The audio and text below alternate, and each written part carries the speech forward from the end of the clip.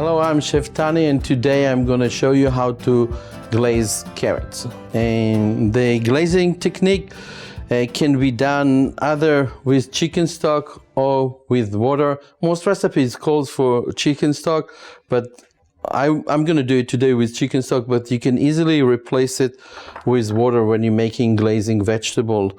The reason you would do it with chicken stock, it gives you a little bit chicken flavor, a little bit more savory.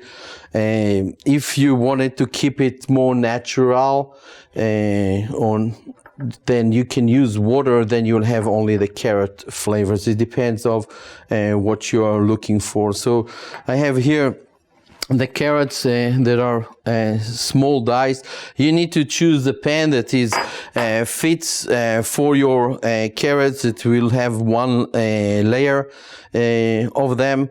Then you're going to take your chicken stock. You start with a cold pan, and you're going to put your chicken stock about covering and a little bit more on top of it.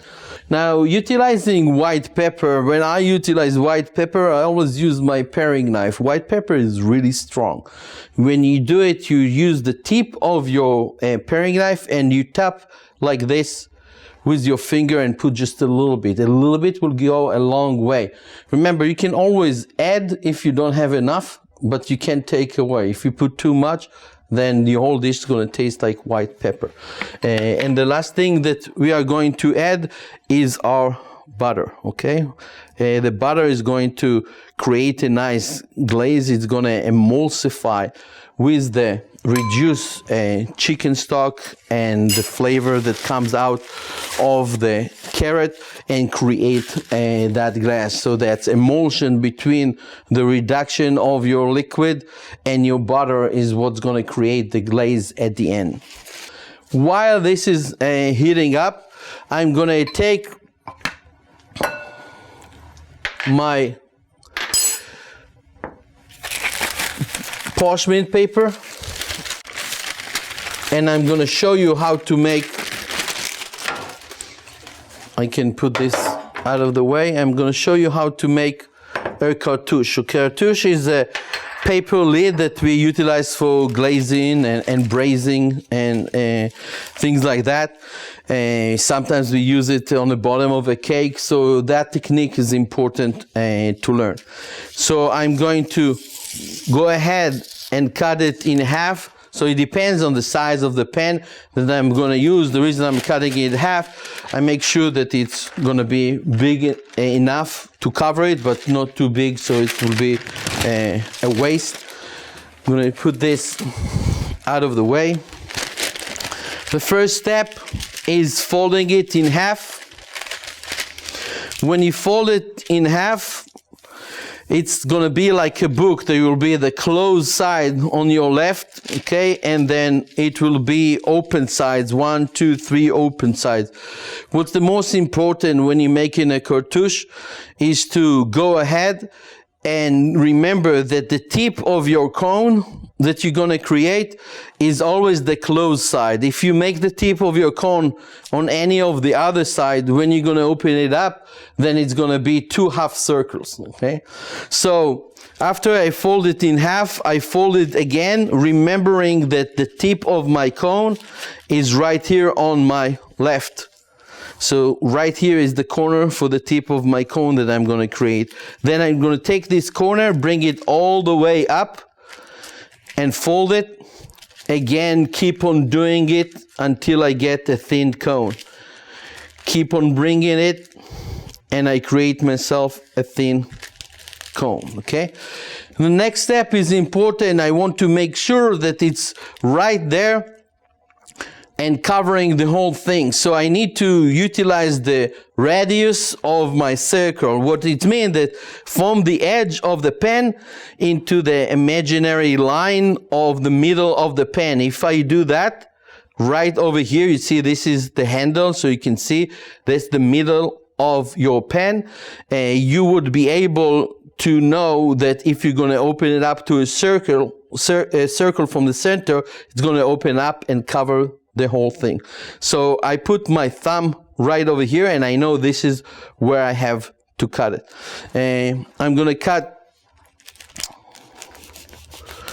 my paper. I didn't cut all the way so I won't hurt my knife.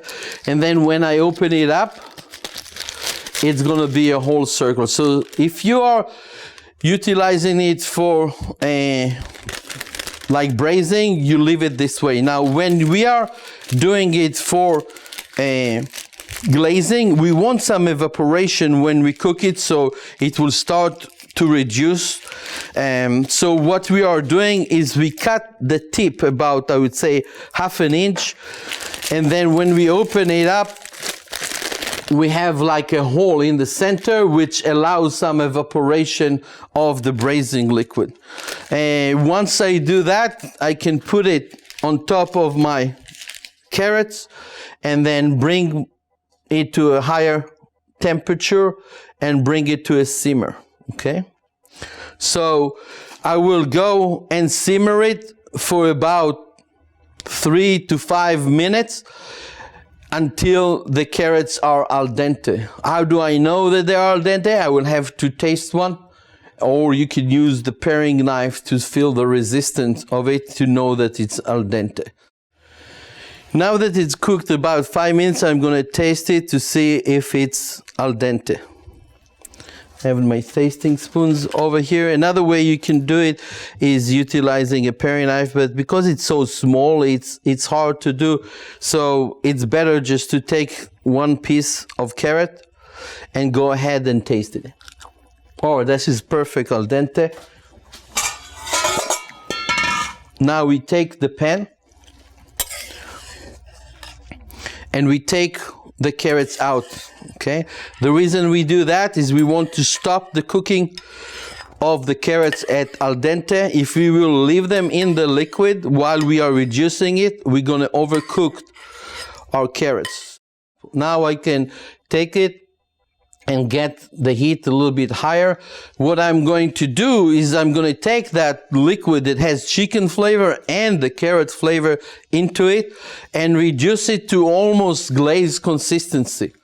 So we have this reduced to a glaze. We're going to take the carrots and put them back in there to heat them up.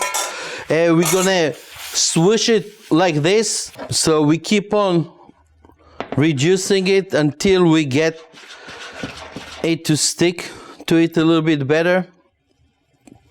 What we are trying to do is create the emulsion. This is why I'm keep on mixing it, but we don't want to over reduce it because it's going to break. If there's not enough liquid to support the fat from the butter, it's going to break.